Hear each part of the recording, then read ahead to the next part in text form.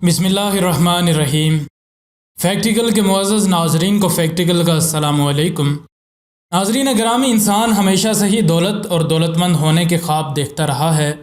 इस दौलत की तलाश भी की जाती है और इसको कमाया भी जाता है। फिर अगर किसी शख्स को कोई दफीना मिल जाए तो उसको बग़ैर कुछ किए ज़िंदगी की हर आसाइश मैसर हो जाए। कुछ ऐसी ही काविशों में बहुत से इंसानों ने बहुत बड़े बड़े ख़जाने भी जमा किए और फिर उनको गंवा भी बैठे। ऐसे ही ख़जानों को अक्सर लोग तलाश किया करते हैं कि शायद किस्मत उन पर मेहरबान हो जाए। इस कोशिश में कुछ कामयाब होते हैं तो उनका दौलतमंद होने का ख्वाब शर्मिंदा ताबीर हो जाता है, और कुछ नाकाम होते हैं तो ख़जानों से अमीर होने के बजाय अपना वो सरमाया भी गंवा बैठते हैं जो इनने उन ख़जानों को ढूंढने के लिए लगाया होता है। इस दुनिया में कुछ ऐसे ही ख़जाने अभी भी मौजूद हैं जो अभी तक किसी किस्मत वाले का इंतज़ार कर रहे हैं कि वो आए और उन्हें तलाश करके अपनी किस्मत को बदल ले। इन्हीं कुछ ख़जानों के बारे में आज हम फैक्टिकल के ज़ी शऊर नाज़रीन को बताएंगे। लेकिन इससे पहले कि वीडियो की जानिब मज़ीद आगे बढ़ा जाए, अगर आप फैक्टिकल के नए नाज़रीन में से हैं तो हमारे चैनल को सब्सक्राइब कर लें और सब्सक्राइब के बटन के साथ घंटी के निशान को दबाना ना भूलें, ताकि हमारी हर नई आने वाली वीडियो तसलसल व तवातुर के साथ आपको मौसूल होती रहे।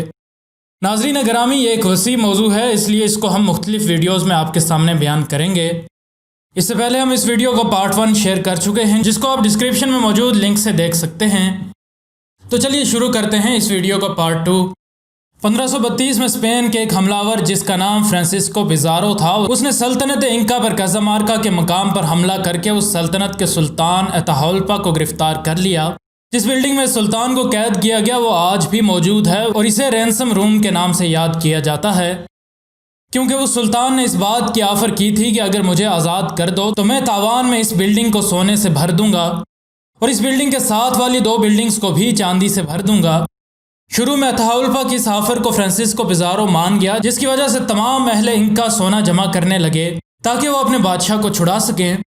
उन्होंने सोने के कई ढेर जमा भी कर लिए, लेकिन फिर अताहुल्पा ने इस बात का फ़ैसला किया कि पिज़ारो को ज़िंदा छोड़ देना ख़तरे से खाली नहीं है, इसलिए उसने उसको सजाए मौत देने का फ़ैसला किया और आखिर उसे कत्ल कर दिया गया।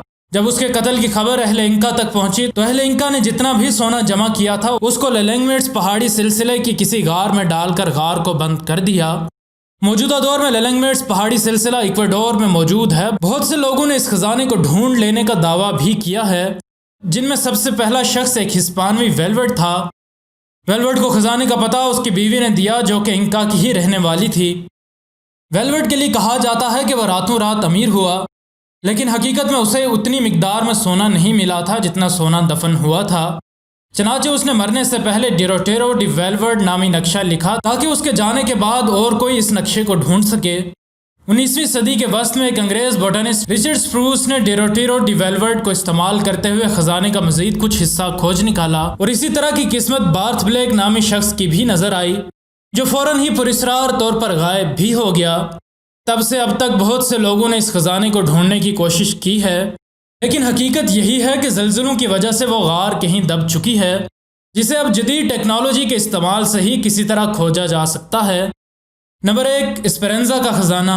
पैसिफिक ओशन यानी कि बहरे ओकियानूस के दरमियान में एक 12 मुरब्बा किलोमीटर का इलाका है, जिसे पलमेरा के नाम से जाना जाता है। मौजूदा दौर में इसमें 4 से 20 अमरीकी साइंसदान और उनका स्टाफ ही मौजूद हैं। इस जगह के लिए कहा जाता है कि यहाँ पर कज़ाकों का लूटा हुआ ख़जाना मौजूद है। मामला कुछ यूँ हुआ कि 1816 में एक हिस्पानवी बहरी जहाज़ जिसका नाम एस्पेरेंजा था, उस पर सोना, चांदी और दीगर तरह के जवाहरात जो कि पेरू से लूटे गए थे एंटिलिस की जानिब रवान हुआ था, जब वो एक समंदरी तूफ़ान की जद में आ गया। इस किश्ती के बादबान फट गए, जिसकी वजह से उस पर समंदरी कज़ाक आसानी से हमला कर सकते थे। चनाचे समंदरी कज़ाकों ने आखिर फिर इस पर हमला कर दिया, लेकिन इससे पहले कि इसे लूटा जाता यह बहरी जहाज़ पलमेरा के करीब डूब गया। चूँकि यह खजाना एक कोरल रीफ के करीब डूबा था, इसलिए उस तक गोताखोरी के ज़रिए पहुँचा जा सकता था। चनाचे कज़ाकों ने गोताखोरी के ज़रिए खजाने का कुछ हिस्सा निकाल लिया और कुछ हिस्सा अपना साथ ले गए और कुछ हिस्से को पलमेरा के जजीरे पर ही दफन कर दिया। इस हादसे की वजह से तमाम लोग फौत हो गए, मासवाए 2 के, जिन्हें अमरीकी रेस्क्यू हुक्काम ने बचा लिया।